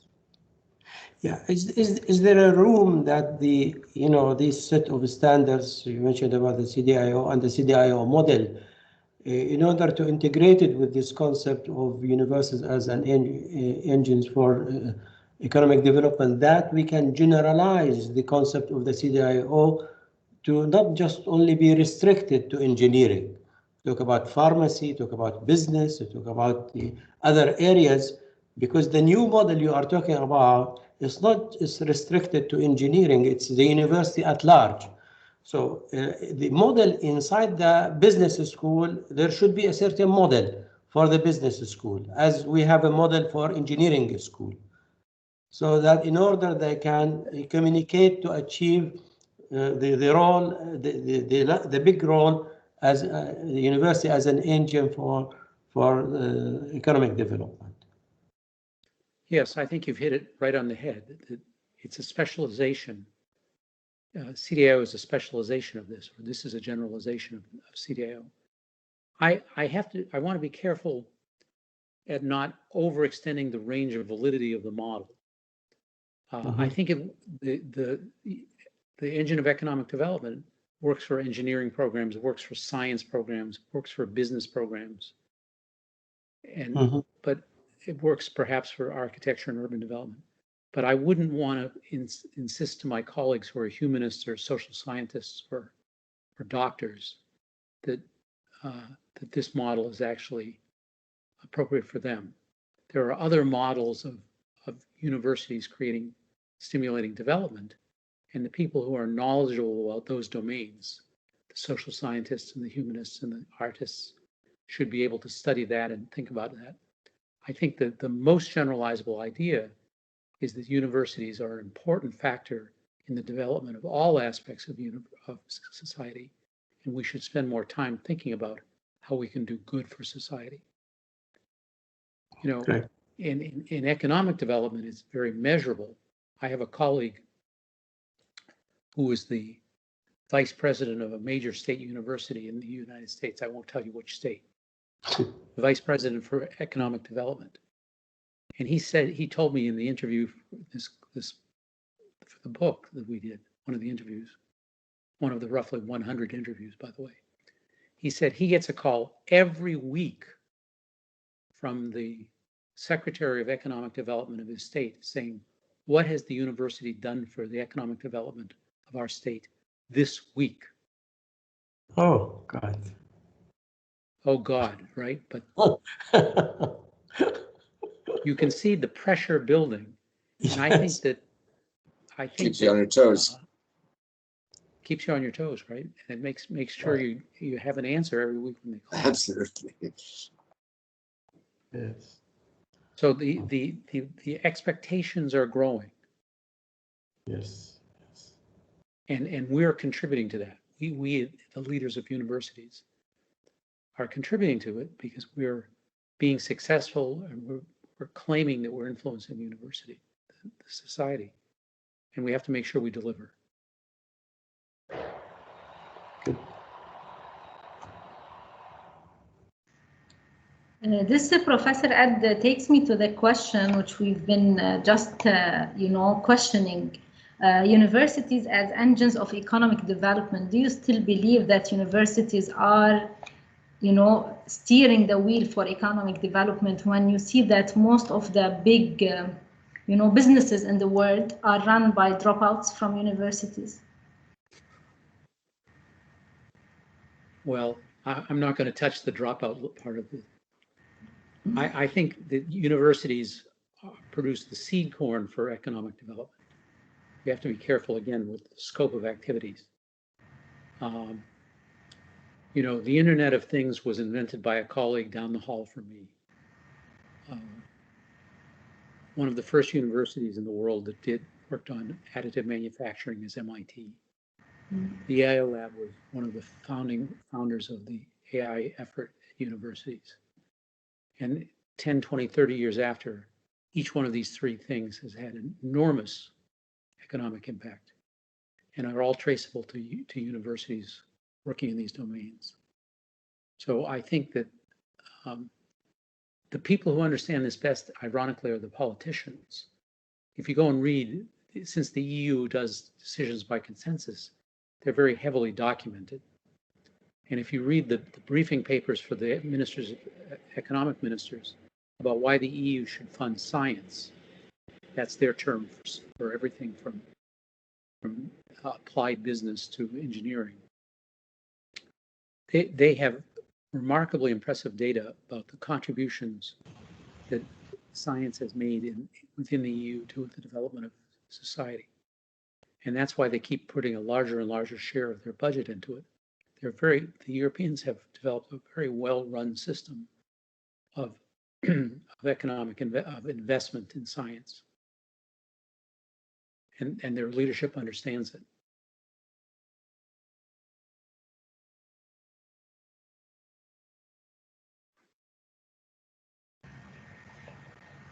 Thank you, Professor Ed. Any questions, ladies, gentlemen? I know you are tired after like 6+ hours. Okay, yes, Dr. Ihab, yeah. Dr. Ihab, I want to ask you a question. You told us a lot of options under e-learning, and one of them is gamification. I want to ask you, don't you see that e-learning holds a lot of challenges in the way we engage students? Maybe gamification is one of the ways that you can engage. I ran some competitions in my classes to engage students, but don't you? How are you facing the challenge of engaging students online?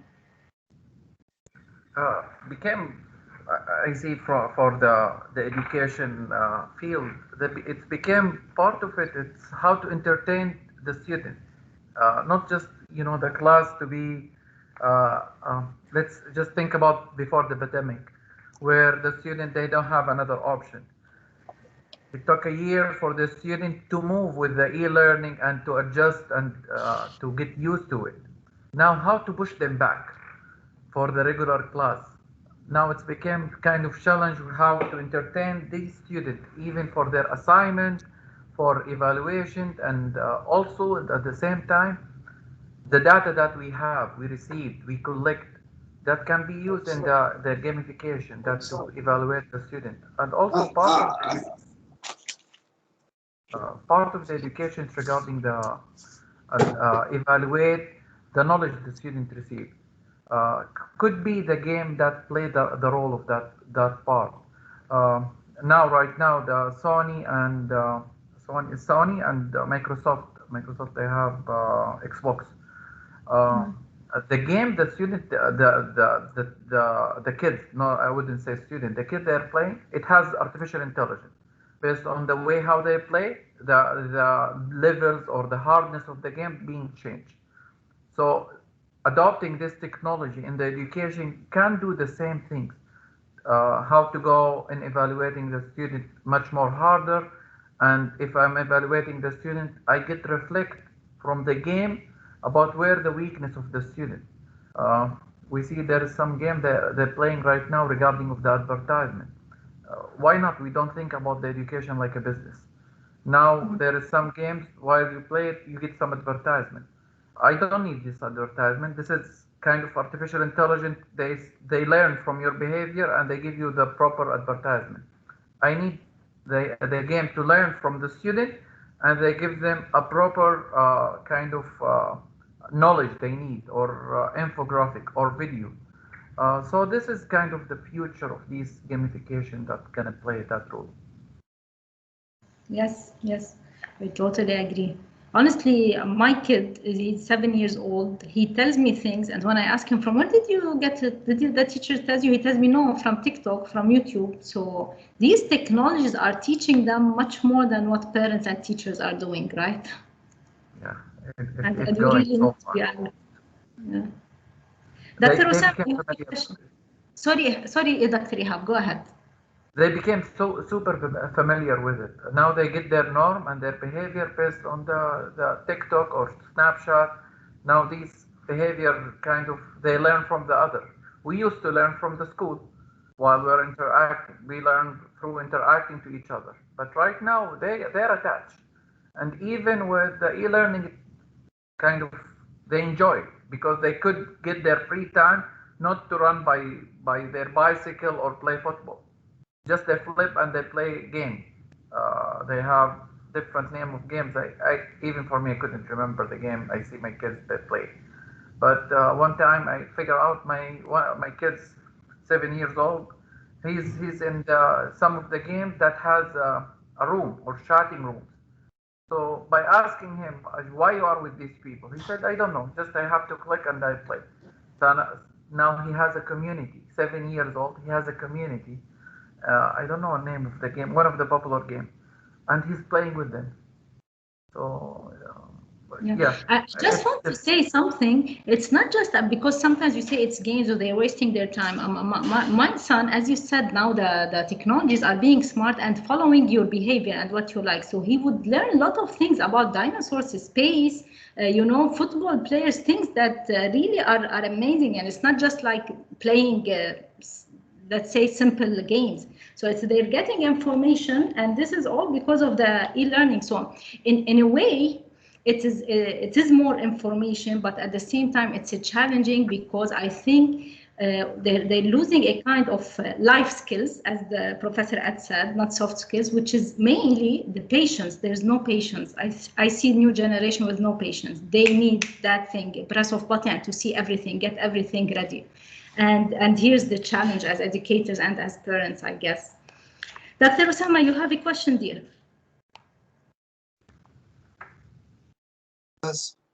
He left.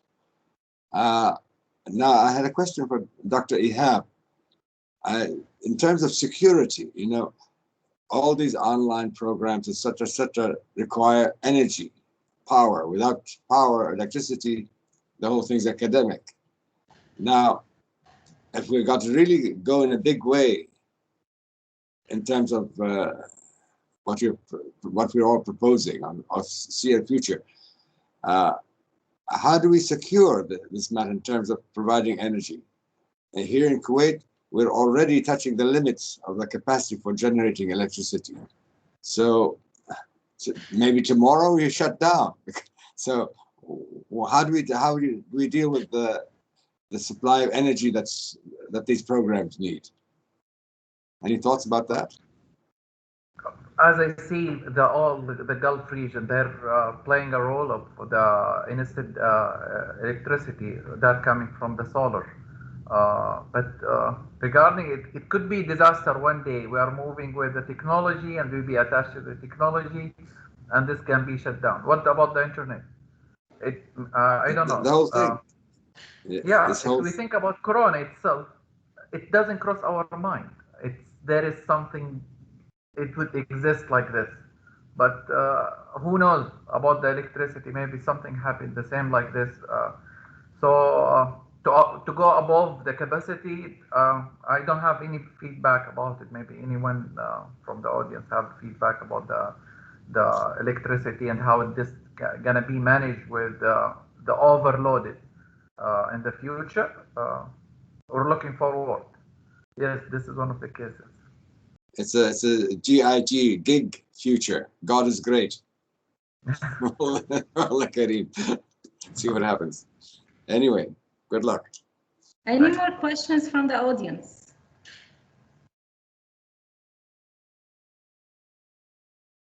I think they got tired today.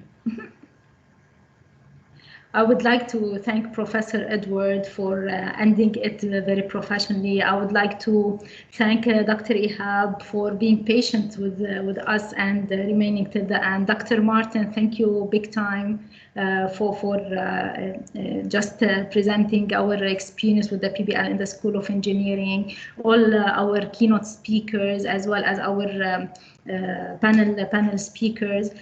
Without you, this wouldn't have been such a positive really platform where we discussed a lot of things. We will follow up with an email with the outcome, with the summaries of the presentations and that outcome, and we look forward to stay in touch and collaborate for the betterment of the education sector in general in the world and specifically in the region, together with people from Kuwait, Saudi, and UAE, and we'll always look up to what's happening in USA as having the top universities in the world.